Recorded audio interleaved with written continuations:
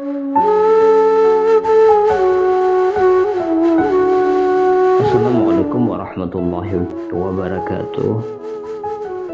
Alhamdulillahirabbil alamin wassalatu wassalamu ala asrafil anbiya'i wal mursalin wa ala alihi wa sahbihi ajma'in. Amma ba'du.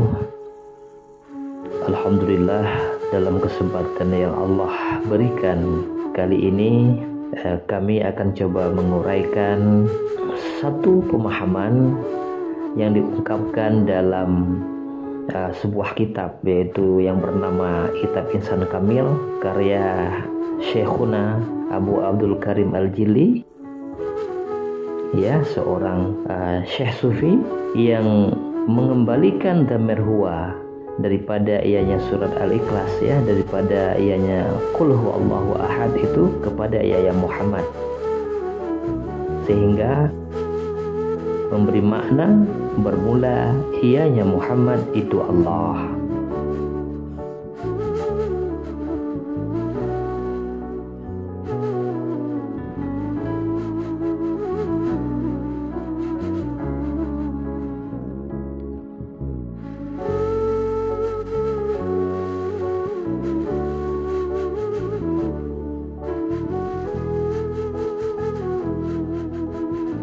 Ketika orang ramai, orang awam mendengar bahwa bermula ianya Muhammad itu Allah, mereka cepat-cepat menafsirkan, memberi arti dan mengambil kesimpulan bahwa ungkapan tersebut telah mendudukkan ianya Muhammad kepada derajat yang tinggi, maknanya kepada derajat ketuhanan. Artinya kalau dianya Allah Tuhan, maka Muhammad juga itu Tuhan.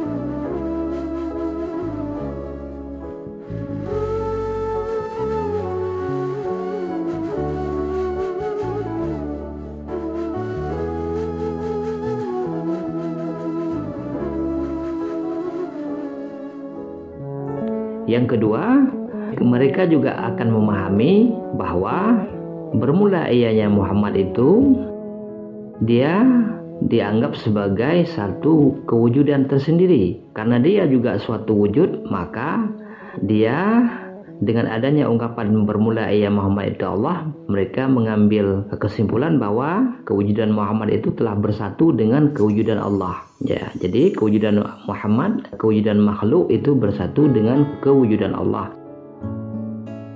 Sehingga si Muhammad juga ikut dia menjadi Tuhan karena telah bersatu dengan kewujudan Tuhan.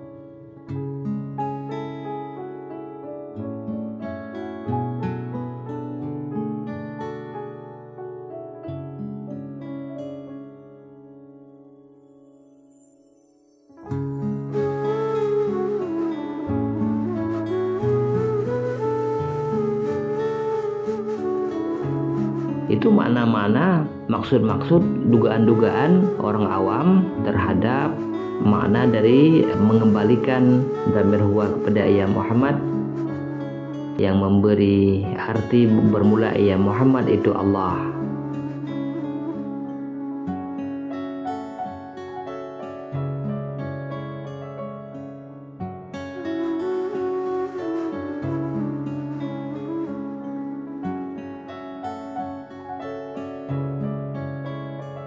Orang awam wajar saja memberi pemahaman menduga yang demikian, karena secara awam, orang awam itu menganggap bahwa kewujudan Muhammad ataupun kewujudan makhluk itu merupakan suatu kewujudan yang tersendiri, ya, suatu kewujudan yang tersendiri, sama juga seperti kewujudan Allah. Jadi mereka menganggap kalau Allah itu berwujud, makhluk juga berwujud.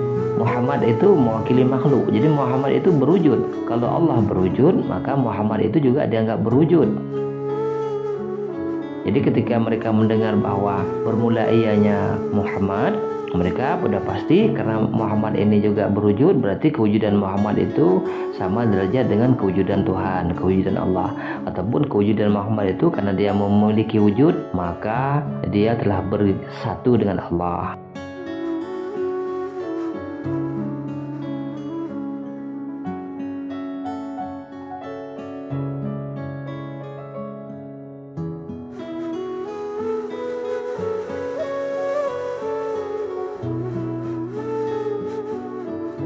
Padahal sebenarnya makhluk ini tidak memiliki wujud karena tidak memenuhi persyaratan untuk disebut memiliki wujud.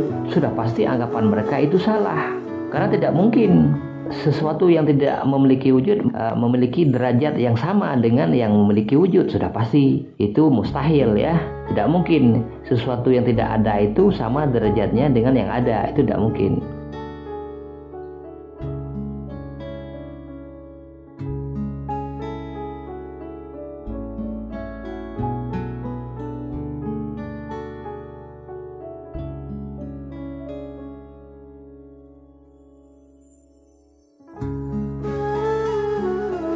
Dan juga tidak mungkin, mustahil sesuatu yang tidak ada wujud itu bersatu dengan yang memiliki wujud. Itu juga mustahil. Tidak mungkin sesuatu yang tidak ada bersatu dengan yang ada. Nah, itu juga mustahil. Tapi orang awam tidak memandang demikian, karena mereka menganggap kewujudan makhluk itu merupakan juga suatu kewujudan yang hakiki. Nah,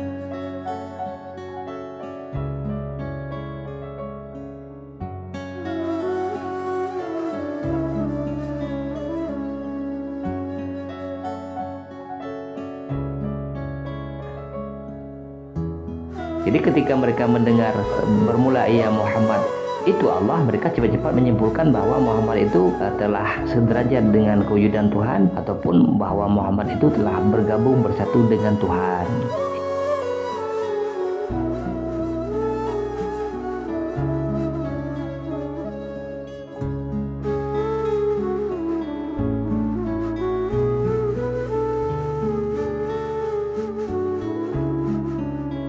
Itu maksud-maksud pemahaman-pemahaman mereka awam.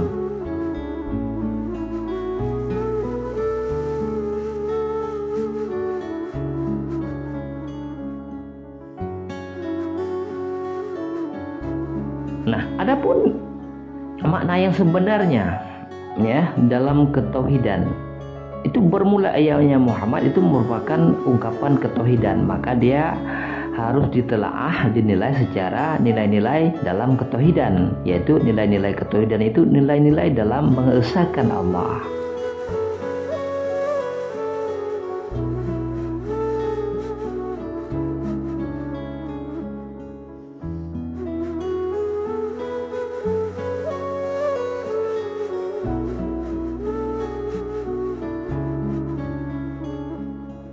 Ya. Adapun ia Muhammad itu Allah, itu merupakan satu ungkapan dalam rangka mentauhidkan Allah pada zatnya, pada zatnya, ya.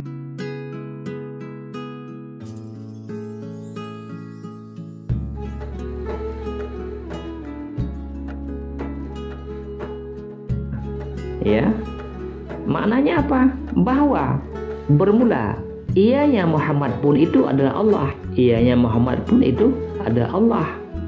Kenapa demikian?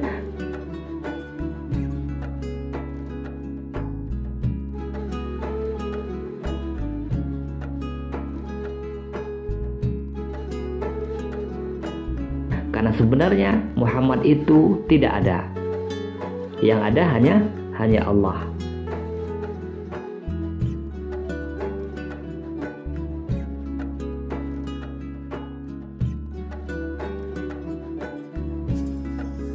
Jadi karena Muhammad itu makhluk, maka kewujudan makhluk tidak ada, yang ada hanya kewujudan Allah. Itu maknanya.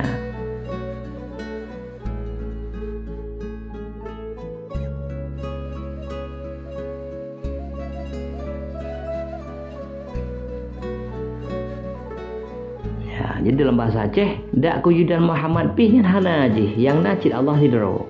Ya, menan. Yang nacid Allah sidro.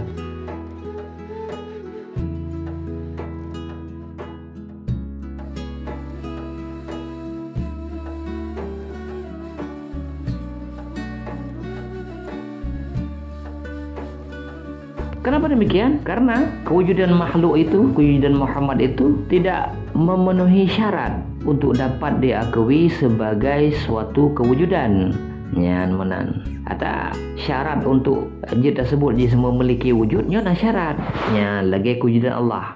Allahnya berwujud, nyata wujud Allah. Nyata syarat, memenuhi syarat aja untuk dinyatakan sebagai suatu wujud. Apabila syarat itu tidak ada, tidak terpenuhi, maka tidak patut, tidak sah sesuatu itu disebut berwujud.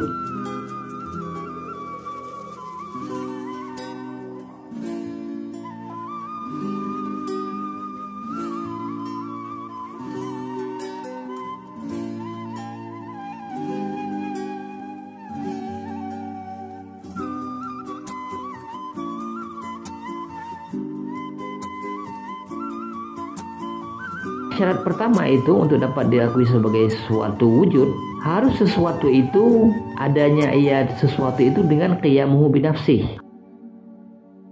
Haruslah sesuatu itu dengan qiyamuhu binafsih.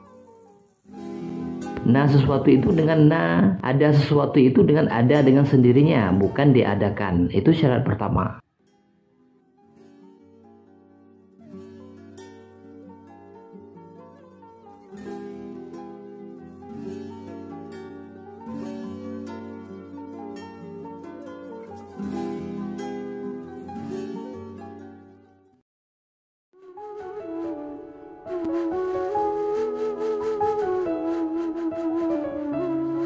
Syarat kedua, harus ada pada ianya sesuatu itu sifat-sifat yang menjadi kekuatan bagi ianya sesuatu. Seperti misalnya Allah itu memiliki sifat-sifat yang menjadi sumber daripada kekuatan, sumber daya ketuhanan dia, seperti ada kudrah, iradah, sama, basar dan sebagainya. Karena dengan sifat-sifat itulah Allah berbuat.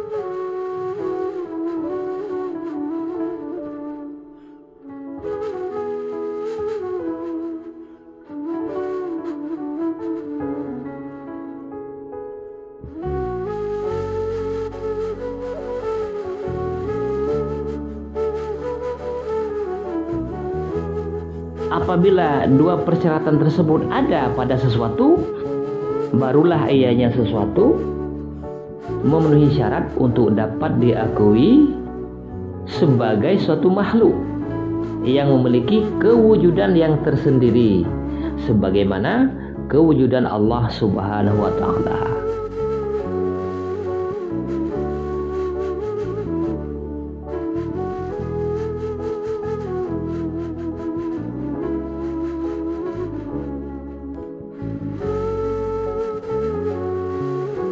Sudah barang tentu dan pasti tidak ada ianya sesuatu, tidak ada ianya selain Allah yang memiliki persyaratan tersebut. Hanya Allah sajalah yang memiliki persyaratan itu.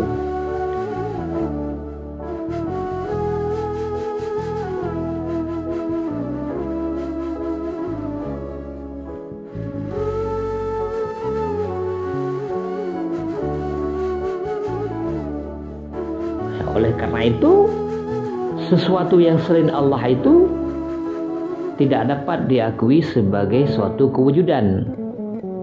Tidak dapat diakui sebagai suatu kewujudan. Mereka itu dianggap tidak ada sama sekali karena kewujudannya itu tidak ada, ya, secara hakiki.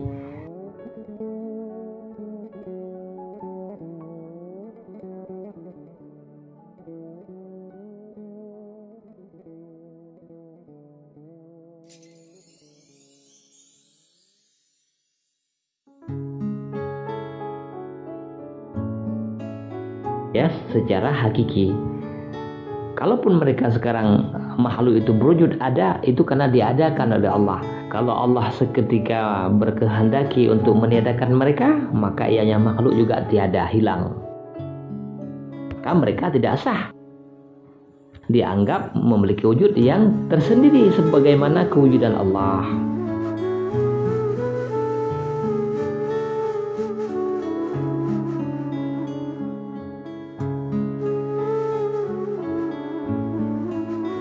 Jadi makhluk yang sekarang ini, manusia dan makhluk-makhluk lainnya, mereka itu 100% itu bergantung sepenuhnya terhadap adanya kemurahan Allah. Kemurahan dalam bentuk apa? Kemurahan dalam bentuk bersedianya Allah menghubungkan mentaklukkan sifat-sifatnya yang qadim kepada ia yang makhluk, sehingga ia yang makhluk dapat hidup dan menjalani kehidupan sebagaimana yang kita lihat sekarang ini. Karena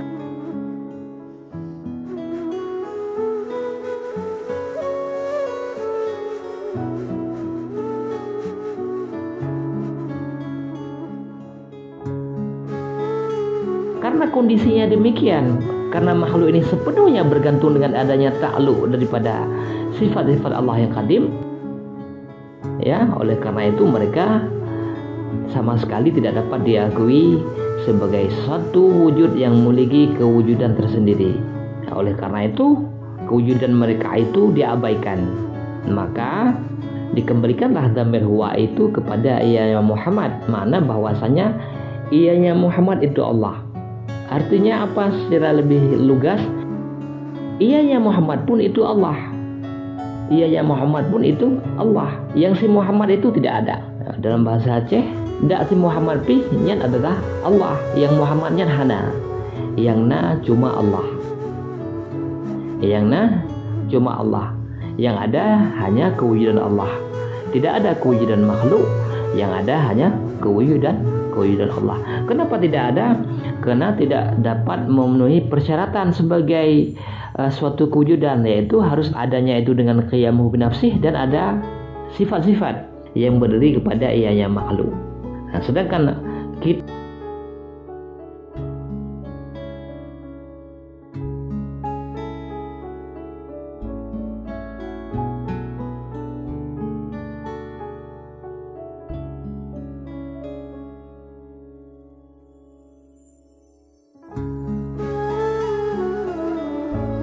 kita ahli sunnah menganggap bahwa makhluk ini tidak memiliki sifat. Kita hanya ditakluk, dihubungkan dengan sifat-sifat yang qadim milik Allah.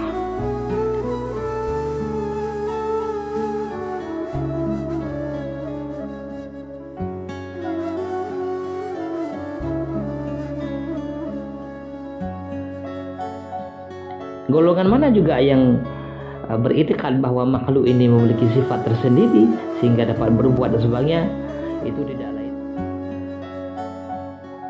tidak lain adalah golongan mereka Mu'tazilah.